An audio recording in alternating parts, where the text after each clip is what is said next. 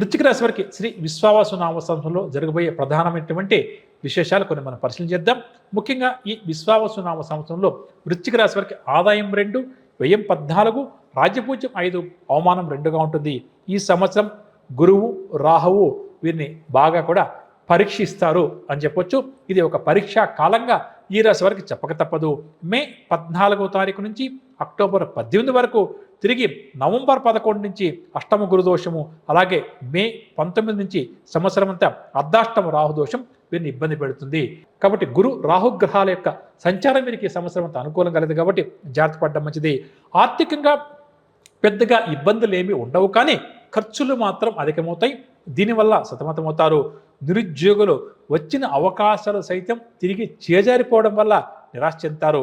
అదేవిధంగా వృశ్చిక రాశి వారికి ఈ సంవత్సరం శుభకార్యాల రీత్యా ఖర్చులు కూడా కాస్త విపరీతంగా ఉంటాయి. అదేవిధంగా వీరి మాటకు కుటుంబంలో సానుకూలత ఉండకపోవచ్చు. వీరు ఏదైనా కుటుంబ సభ్యులకు ఒకటి చెప్తే వారు ఇంకొకలా అర్థం చేసుకుంటారు. దీనివల్ల కూడా కొద్దిగా గొడవలు ఏర్పడే అవకాశం ఉంది. ప్రతి వ్యవహారాన్ని, ప్రతి మాటను వీరు 1-2 సార్లు ఆలోచించి నిర్ణయాలు తీసుకోవడం, మాట్లాడడం మంచిది అని చెప్పొచ్చు. తొందరపాటు మాటలు, తొందరపాటు నిర్ణయాల వల్ల ఈ సంవత్సరం వృశ్చిక రాశి వారు కొన్ని కష్ట నష్టాలను కొని తెచ్చుకుంటారు అని చెప్పక తప్పదు. అదేవిధంగా ఏదైనా ఒక కీలక, నూతన, పెద్ద నిర్ణయం తీసుకున్నప్పుడు ఇష్టమైన వ్యక్తులను కానీ, గురువులను కానీ సంప్రదించి ఆ తర్వాత నిర్ణయం తీసుకోవడం చాలా మంచిది.